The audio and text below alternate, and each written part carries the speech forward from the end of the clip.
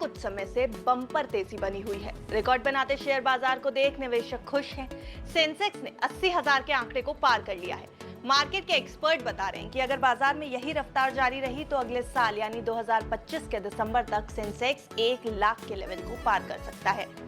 बाजार की इस तूफानी रफ्तार से निवेशक भले ही खुश हों, लेकिन सुप्रीम कोर्ट के चीफ जस्टिस डीवाई चंद्रचूड़ चिंता में है। चीफ जस्टिस ने बाजार और सेट यानी सिक्योरिटीज अपीलेट ट्रिब्यूनल दोनों को आगाह किया है। आखिर बाजार की तेजी से चीफ जस्टिस चंद्रचूड़ क्यों परेशान है? क्यों उन्होंने सेबी और सेट को सावधानी बरतने की सलाह दी है? ये पूरा मामला चलिए आपको इस रिपोर्ट में समझाते हैं। नमस्कार, आप देख रहे हैं विस्तार। मैं हूं आपके साथ अर्णिमा द्विवेदी। इस खास एपिसोड में हम बात करने वाले हैं चीफ जस्टिस की शेयर बाजार पर आई एक बड़ी चेतावनी को लेकर।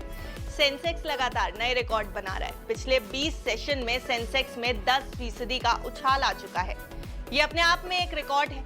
सेंसेक्स की तेजी का अंदाजा आप इस बात से लगा सकते हैं कि इसे 70,000 से 80,000 तक पहुंचने में सिर्फ 139 दिनों का समय लगा है। बाजार की इस तेजी ने चीफ जस्टिस की चिंता बढ़ा दी है। हाल ही में मुंबई में सैट के नए परिसर के उद्घाटन के दौरान उन्होंने कहा कि बाजार में आ रहे जबरदस्त उछाल से सतर्क रहने की जरूरत है। यह जश्न से ज्यादा सावधानी बरतने का समय है।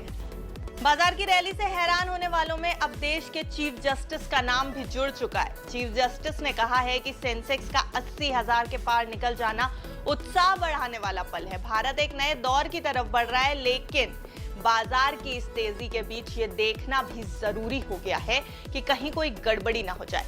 उन्होंने सेबी और सैट की बढ़ती भूमिका पर भी जोर दिया है। चीफ जस्टिस का कहना है कि शेयर बाजार में जैसे जैसे तेजी बढ़ती जाएगी, सेबी और सैट की भूमिका भी बढ़ेगी। ऐसे माहौल में सेबी और सैट को सतर्कता बरतने की जरूरत है। मुख्य न्यायाधीश की टिप्पणी ऐसे समय में आई जब सेंसेक्स ने इतिहास में पहली बार 80,000 के स्तर को छुआ और उसे पार कर लिया।